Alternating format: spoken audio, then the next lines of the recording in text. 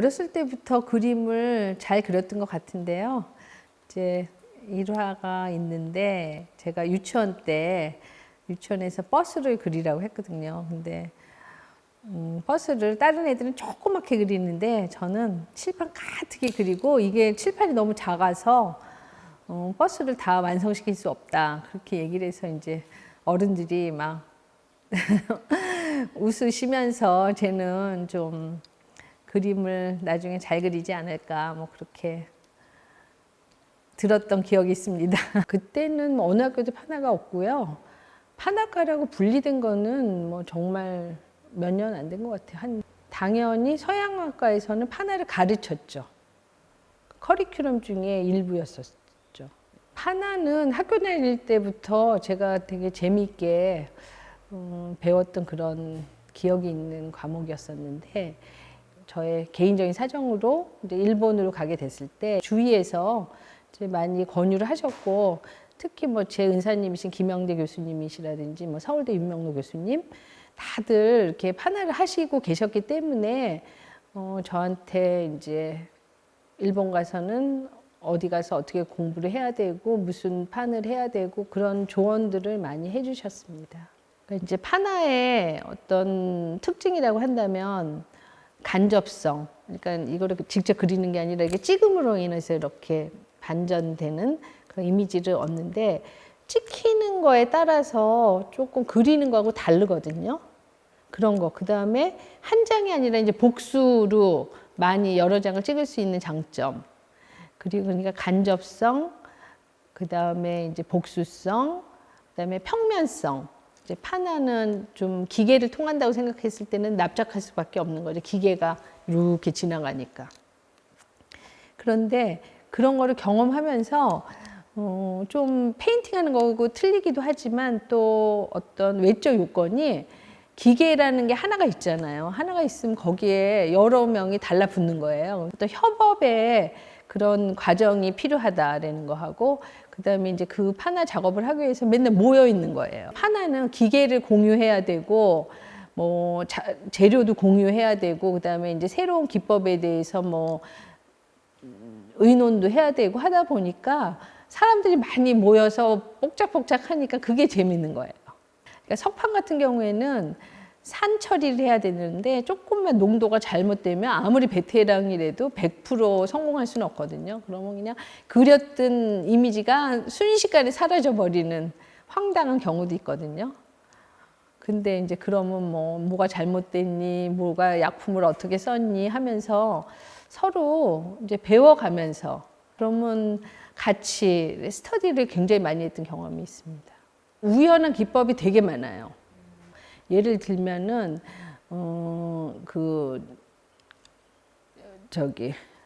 해먹이라고 하는데 동양화에서 쓰는 먹하고 비슷한데 거기에 기름기가 있거든요.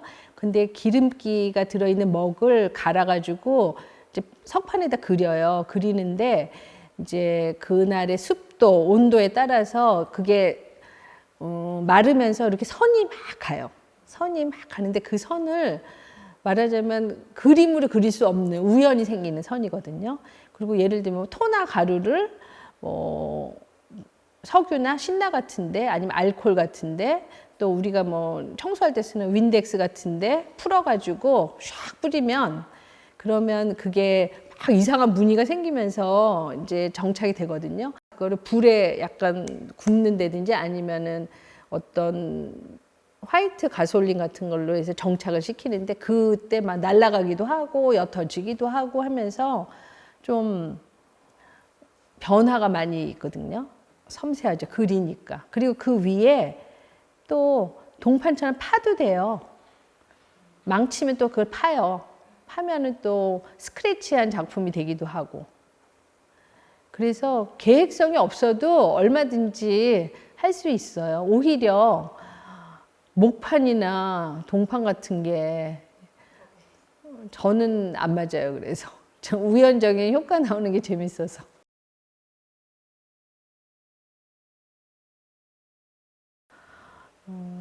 이제 대학 다닐 때도 제가 표현했던 거는 약간 종이 봉투? 뭔가를 담는 그런 거를 극사실까지는 아니지만 사실적으로 그렸어요. 그리고 또 그거를 약간 이제 변형을 통해서 졸업 작품을 했고, 그 보따리라는 것을 생각을 했을 때 보통 사람들은 이제 거기에 물건을 넣지만 제가 하고 싶은 거는 저의 생각, 그 다음에 뭐 감정, 뭐 희노애락 같은 감정, 그 다음에 뭐 우리들의 이야기 그런 것들을 그 무형의 물질이 아닌 그런 비물질을 좀 담아서 이제 이야기를 하고 싶은 그런 생각이 들어서 집중적으로 이제 그 보따리를 그리기 시작했습니다. 왠지 이제 저희 집에서도 지금도 저도 그런데 쇼핑백에 물건을 안 넣어요. 저도 항상 어디에 뭐를 가져갈 때는 책 보따리가 됐던 뭐 아니면 뭐 물건을 담아가든 항상 보따리에 이렇게 싸는데 그게 저희 어머니가 항상 그러셨던 기억이 있어요. 그래서 이제 보따리는 저한테 굉장히 친숙한 이야기였고 이제 뭔가를 싸는 물건인데 거기에 일반적인 물건을 넣는 게 아니라 어떤 심상을 넣어서 그래서 표현하려는 생각이 있었던 것 같습니다. 여성들의 전유물로서 이렇게 그리고 이제 피난 전쟁 났을 때 피난 갈 때도 보따리를 이제 이구 지구 그렇게 가면서 그런 애환들도 있지만 저한테는 그런 것보다는 어떤 희망적인 것들을 담고자 했던 마음이 컸던 것 같습니다.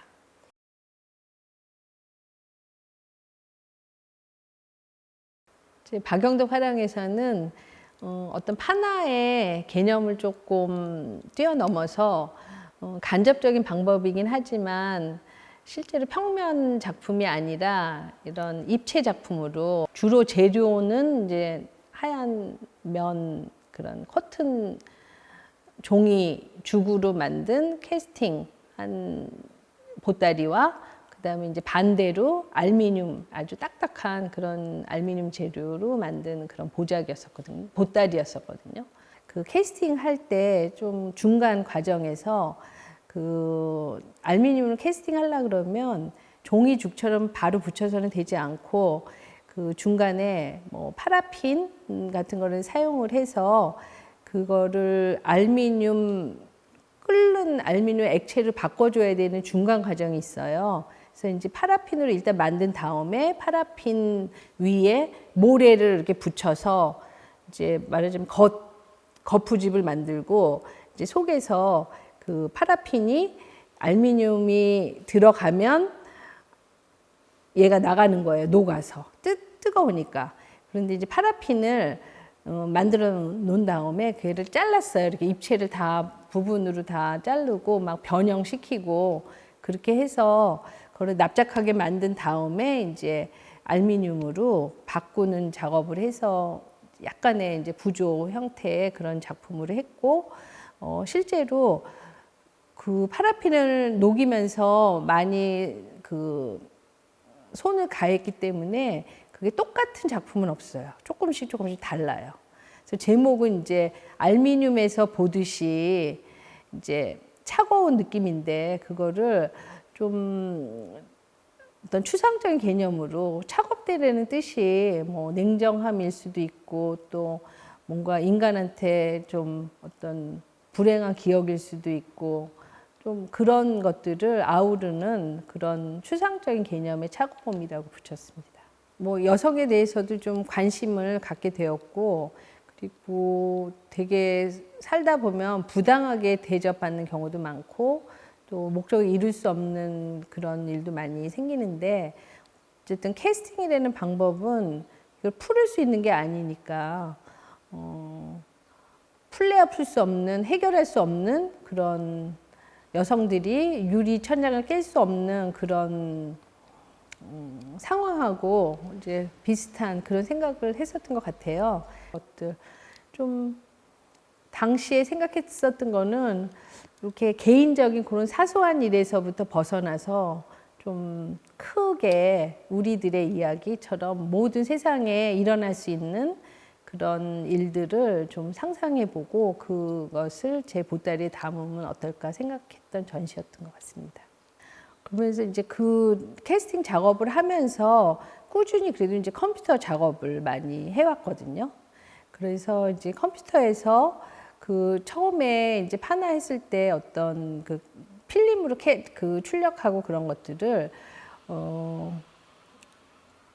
이런 제가 수집한 이미지들, 뭐 여성의 전유물인 백이라든지 보따리라든지 뭐 병이라든지 그런 것들을 투명한 데 계속 출력을 해서 걔를 이제 금속으로 만든 박스에 집어넣고 라이팅을 통해서 보여주는 게 약간 컴퓨터 모니터에서 이렇게 보여지는 것 같이 버추얼? 그 버추얼이라는 말에 그때 탁 꽂혔던 것 같아요, 제가. 그래서 이제 어떤 내용적인 측면에서는 어떤 그 보따리에서 가지고 있는 함축적인 의미, 그 안에 무엇을 담고 어떤 무엇을 느끼게 하는 그런 것들을 조금씩 이미지화 시키면서 그것을 그냥 실제로 이미지를 보여주는 것이 아니라 컴퓨터 속에서 버추얼한 스페이스 안에서 이렇게 보여주는 것처럼 이렇게 2단, 3단, 4단 하면서 이렇게 딱하니 합성이 된 게 아니라 거리감을 두면서 느낄 수 있는 그런 에센스를 보여주고자 했던 것 같습니다.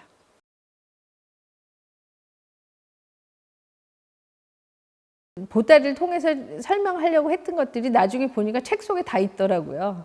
그래서 이제 과감하게 투명한 천을 사용해서 이렇게 묶었던 것들을 다 풀어버리고 그래서 이제 책이 등장하게 되고 책이 있어야 되는 곳은 책장인데 그 책장이라는 것이 또 이렇게 우리한테 보여주는 그런 또 거룩함이 있잖아요. 그래서 책 작업으로 이제 연결이 됐습니다.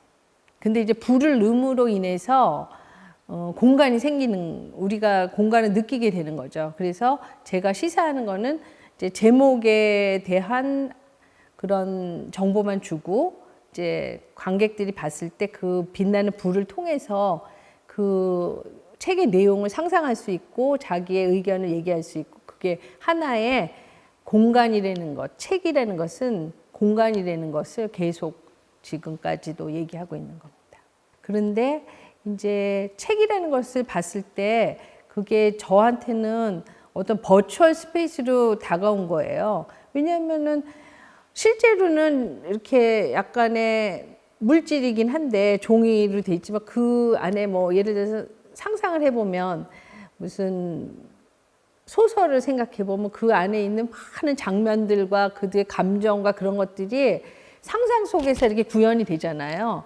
그런 것들이 그 버추얼한 세상에 하는 거하고 이렇게 비슷한 게 아닌가라고 많이 생각을 했었던 것 같아요. 그러니까 이제 책을 처음에 만들 때는 캐스팅이라는 방법을 썼어요. 근데 책이 이제 그 알루미늄 책도 만들었지만 이제 불을 넣어야 되니까 이제 투명한 거를 써야 되는데 투명한 게 말하자면 뭐 에폭시라고 해야 되나 아니면 레진이라고 해야 되나 이제 그런 재료를 쓰는데 이게 떠내니까 딱딱해갖고 자꾸 이빨이 빠지는 거예요. 그래서 이빨도 빠지고 또 조금 있으니까 누렇게 변하고 이게 책 모양이 영 마음에 안 들어지는 그렇게 돼버리더라고요. 그래서 이제 그때는 이제 책받침처럼 생긴 EL이라는 이제 그게 뭐 1945년 정도에 미국에서도 뭐 많이 쓰였다는 그런 재료인데 책받침 같이 생긴 광원이었거든요. 그래서 뭐 흰색, 파란색, 뭐 빨간색 그런 게 나오긴 했는데 근데 이게 아주 불완전해요. 그래서 한번 전시하면 또 고장나고 또 나중에 막 타 들어가기도 하고 되게 문제가 좀 많았죠. 근데 이제 LED 같은 경우에는 고장이 안 나고 되게 안정적이고 불빛도 마음대로 조절할 수 있고. 그러니까 EL 같은 경우에는 한 색밖에 안 나와요. 근데 LED는 이제 수만 가지 우리가 느낄 수 없는데 이제 그거를 공간이 변하는 것 같은 그런 느낌도 구현할 수 있고 지금 LED가 점점 발전해서 최근 들어서는 막 건물이 막 색깔이 막 변하면서 제 책이 막 커져갖고 막 여기저기 있는 것처럼 이렇게 비슷한 재료가 있어서 조금 그렇기는 한데 작가가 그게 그 재료에는 좀 한계가 있는 것 같아요. 저도 되게 새로운 것들을 많이 만나려고 하고 하는데 테크놀로지는 날이 갈수록 발전하고 하는데 그걸 쫓아가기가 너무 힘들고 비용 면으로도 그러니까 제가 그런 산업 쪽에 있지 않기 때문에 뭐가 새로 개발되는지 잘 모르는 데다가 그다음에 그런 것들을 살려고 하면 너무 돈이 많이 들고 하니까 개인이 이렇게 하기는 너무너무 힘든 것 같아요. 그리고 프로그램도 자꾸 업그레이드가 되니까 쫓아가기가 너무 힘든 것 같아요. 그래서 그런 것들이 이제 작가들이 참 어려운 점이지 않나 이런 생각이 들어요.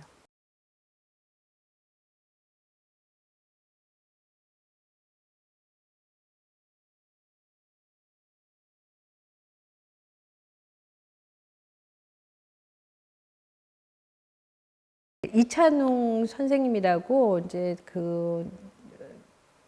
철학자 선생님 계세요. 그 선생님이 이제 선문도 써주시고 같이 의논하면서 빚을 통해서 위안을 받을 수 있겠다. 그렇지만 이제 책은 뭐 여러 가지 문제를 우리가 알게 하고 또 그거를 통해서 극복하기도 하고 지식을 얻기도 하고 하면서 근심이 생길 것 같다는 생각도 했고 그 다음에 이제 불빛을 통해서 위안을 받는다. 그렇게 해서 대비를 시켜서 그냥 제목을 진 것인데요. 그때는 제가 지금 저기 보여지는 것처럼 그 페인팅을 다시 했어요. 계속 판화를 한다, 뭐 입체를 한다 하다 보니까 제 본분이 그래서 그림 그리는 사람이었었는데 남들하고 똑같은 페인팅을 한다기보다는 미디어 캔버스라는 영역을 만들어서 거기에 이제 책을 그리고 또 일부 중요한 책들은 LED 텍스트로 지나가면서 내용을 다는 아니지만 그래도 일부 알려줄 수 있는. 그래서 이제 그때도 여성 문제 위에는 이제 위안부 관련 전시를 했었고 또 더 위에는 조선시대 이제 여성의 문제를 했기 때문에 거의 이제 여성 문제, 여성과 관련된 그런 책들을 텍스트로 이제 지나가게 했기 때문에 그래서 이제 근심스러운 일이잖아요. 그래서 근심이 들어간 걸로 생각합니다. 그 당시에 이제 위안부 문제가 굉장히 중요하게 대두가 됐고 저도 이제 그거를 어떻게든지 해결해야 되는 문제라는 생각을 했어요. 그래서 이제 그 배춘희 할머니뿐만이 아니라 12분의 이제 그 할머니들의 증언을 좀 캡처해서 12명이 동시에 자기 얘기를 막 하는 거예요. 그러니까 막 전체 그게 들리는 게 아니라 이제 자막도 썼지만 와글와글 하면서 이제 자기들의 그 어려운 얘기, 자기가 당했던 얘기를 적나라하게 막 드러내는 그런 영상 작품도 있었고 또 강덕경 할머니부터 시작해서 미술로 그 미술 치료를 받으면서 그 그림을 그려서 그 일본의 만행을 세상에 알렸던 그런 자료들도 있었거든요. 그래서 이제 여성가족부의 이제 도움을 받고 자료를 여성가족부에서 받아서 전시를 했는데 이제 거기에는 뭐 저의 라이팅북도 들어가고 또 뭐 여러 가지 그 전에 했던 것처럼 뭐를 사진을 쏘면은 그 영상이 막 전쟁 당시에 어떤 상황 같은 걸 알려주는 영상도 있고 그 뒤에 이제 시립미술관에서 판타지아라는 전시를 하게 됐는데 이제 거기에 그 위안부 문제를 가지고 이제 더 크게 엄청 공간을 크게 잡아서 이제 채널이 5개 그러니까 약간 동굴처럼 있어요. 그래서 제가 사이판에도 갔어요. 그래서 사이판에 가서 그 위안부 할머니들이 전쟁 때 숨어 있었던 그런 동굴도 보고 하면서 약간 입구도 동굴처럼 만들면서 그 안에 들어가면 정말 그 5채널의 그 영상이 막 뭐라 그러나 폭포수처럼 막 밀려드는 그런 경험을 할 수 있게끔 그래서 우리가 이제 모든 관객들이 그런 문제가 굉장히 해결해야 될 문제고 우리가 깊이 알아야 되는 문제다라는 거를 좀 알려드리는 그런 차원에서 진행했던 것이고,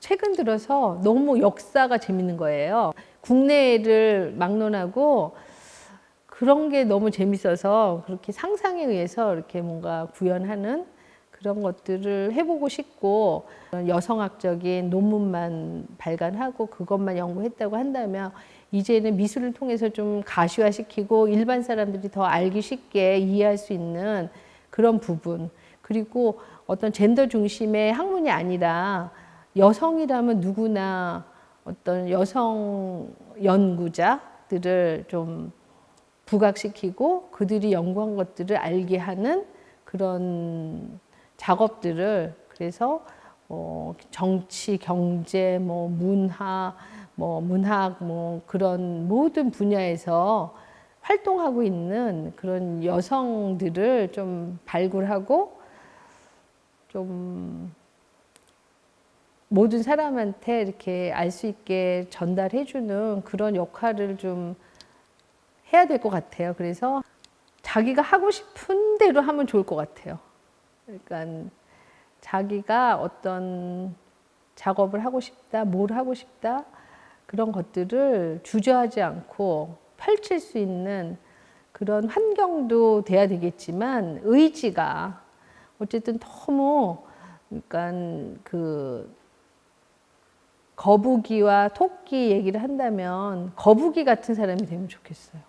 하나하나 탄탄하게 토끼처럼 팍 갔다가 가서 자고 포기하고 없어지고 그런 거 말고, 심지가 곧아야 되고, 일단은 그다음에 작업을 할 수 있는 여건이 안 되더라도 거기에 맞춰서 어쨌든 최선을 다하는 모습, 그런 우직한 작가들이 많이 나왔으면 좋겠다고 생각합니다.